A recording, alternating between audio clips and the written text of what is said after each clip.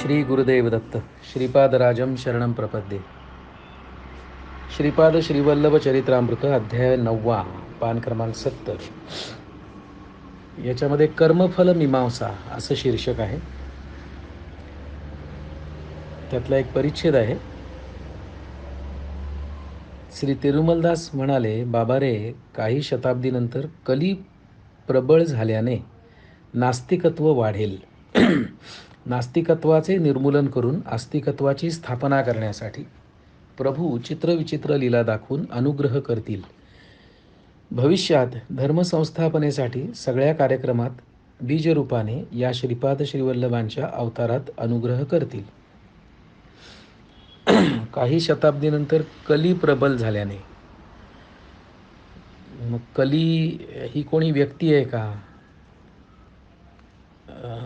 Body mind instrument आहे का? नामरूपानी बद्ध असं काही आहे का? आणि तो प्रबल झाला आहे आणि त्यामुळे समाजामध्ये नास्तिकत्व वाढेल आणि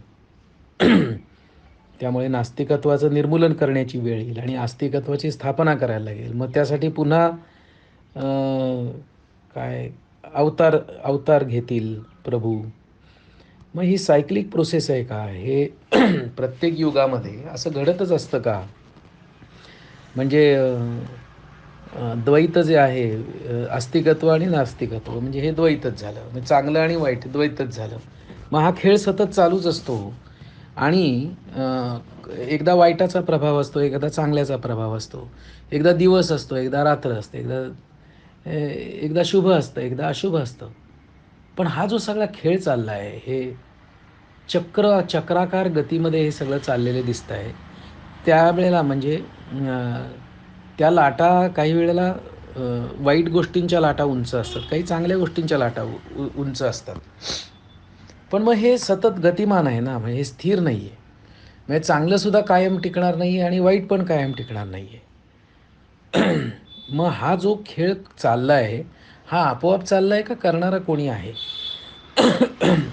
कली असं कोणी आहे का? का असं ज्या वेळेला घडतं, ती लाट जेव्हा अशी खाली जाते किंवा वेव्ह जी आहे ती खाली जाते, लो पीकला जाते, त्यावेळेला त्याला कली म्हणायचं का? आणि वरती जाते त्यावेळेला मग कृष्णाचा काळ म्हणायचा का? की आता सगळं चैतन्य एकदम उन्मिलित झालेलं आहे, सर्वत्र छान सगळं आहे. पण म्हणजे हे घडत आहे ना. पण हे ज्याच्यावर घटित होत आहे, हे द्वैत ज्याच्यावर नृत्य करताय किंवा सगळे आविष्कार द्वैताचे ज्याच्यावर दिसत आहेत, ते तत्व तर स्थिर असणार. मग ती स्थिरता मी आहे, ते स्थिर तत्व मी आहे का? हा सगळा जो खेळ चालला आहे, म्हणजे मॅनिफेस्टेशन किंवा मुवमेंट चालू आहेत, ते मी आहे. पुढे इथे म्हटलं आहे, प्राणशक्ती रूपाने खनिजांमध्ये चैतन्य निद्रावस्थेत असते. म्हणजे चैतन्य आहे पण ते निद्रावस्थेत आहे. खनिज स्थितीत प्राण अंतर्लीन होऊन राहतो. म्हणजे प्राण असतो पण तो अंतर्लीन असतो. खनिजामध्ये अनेक रासायनिक प्रक्रियामुळे प्राणाची उत्पत्ती होते. उत्पत्ती कशी होते? असतोच तो अंतर्लीन, तो जागृत होतो असं म्हणायचं आहे का? म्हणजे सुप्तावस्थेतला जागृत अवस्थेत झाला. पुढे म्हटलंय, प्राणामध्ये मन अंतर्लीन असते. प्राणरूपात चैतन्य अर्धनिद्रावस्थेत असते. प्राणरूपात चैतन्य अर्धनिद्रावस्थेत असते. हे तुला वृक्षामध्ये स्पष्ट दिसेल. म्हणजे वृक्षामध्ये चैतन्य अर्धनिद्रावस्थेत आहे प्राणरूपात. मादक द्रव्याच्या सेवनाने मनुष्य त्याच्या देहात या स्थितीचा अनुभव करतो. म्हणजे काही कंट्रोल राहत नाही. मादक द्रव्याचं सेवन केलं की चैतन्य अर्धनिद्रावस्थेत जातं. तो जागा पण असतो आणि झोपलेला पण असतो. प्राणशक्ती रूपाने व्यक्त झालेले चैतन्य तत्व परिणामक्रमाने विकसित होऊन मनाच्या माध्यमाने कर्म करण्यास अभ्यस्त होते. हे जरा विचार करण्यासारखं आहे. प्राणशक्ती रूपाने व्यक्त झालेले चैतन्य म्हणजे चैतन्याची पहिली अभिव्यक्ती काय? तर प्राणशक्ती आहे. मग ते जे प्राणशक्ती आहे, ती तत्व, ते जे तत्व आहे, परिणामक्रमाने म्हणजे ग्रॅज्युअल परिणाम होत होत होत होत विकसित होऊन, म्हणजे ही ग्रॅज्युअल प्रोसेस आहे, नॅचरल इव्हॉल्युशन आहे, होऊन मनाच्या माध्यमाने, मीडियम काय आहे? मन, कर्म करण्यास अभ्यस्त होते. म्हणजे कर्म कोण करत आहे? चैतन्य. कुठल्या रूपात? तर प्राणशक्तीच्या रूपात. आणि ते कसं आहे? तर परिणामक्रमाने ग्रॅज्युअली टप्प्याटप्प्याने विकसित होत आहे. म्हणजे प्राणशक्ती विकसित झाली आहे, चैतन्य विकसित होत चाललं आहे आणि माध्यम कसलं आहे? मनाचं. म्हणजे मन पोस्टमनचं काम आहे. त्याच्यामार्फत काय होतं आहे? कर्म करण्यास अभ्यस्त होते. कर्म कोण करतायत? तर पंचेंद्रिय. मग त्या पंचेंद्रियांपर्यंत मेसेज कोण पोचवत आहे? मन पोचवत आहे. ही स्थिती तुला पशूमध्ये आढळते. म्हणजे पशूची स्थिती आहे. आता पशूचा पूर्ण विकास तोच मनुष्य म्हटला जातो. म्हणजे काय आहे? पुन्हा परिणामक्रमच आहे. थेअरी ऑफ इव्हॉल्युशन आहे, डार्विनचा सिद्धांत आहे. पशूचा पूर्ण विकास तोच मनुष्य म्हटला जातो. मनुष्यात मनःशक्ती पूर्णपणे कार्यरत असते. पशूमध्ये ती पूर्णपणे कार्यरत नाही आहे आणि मनुष्यामध्ये ती पूर्णपणे कार्यरत असते. मग हाच पशु आणि माणसांमधला भेद आहे का? की मनःशक्ती पूर्ण कार्यरत असलेला तो मनुष्य आणि मनःशक्ती काही प्रमाणात कार्यरत असलेला तो पशु. तर मनास अतीत असलेले अतिमानस एक आहे. आता या मनाच्या पलीकडे पण काहीतरी आहे. अतिमानस शब्द आहे. ते अंतर्लीन स्थितीत असते. मानव योग साधनेने परिपूर्ण होतो, आपोआप नाही, योग साधनेने. मग योग साधना करावी लागते का घडते? इथे करण्यासारखं काही आहे का?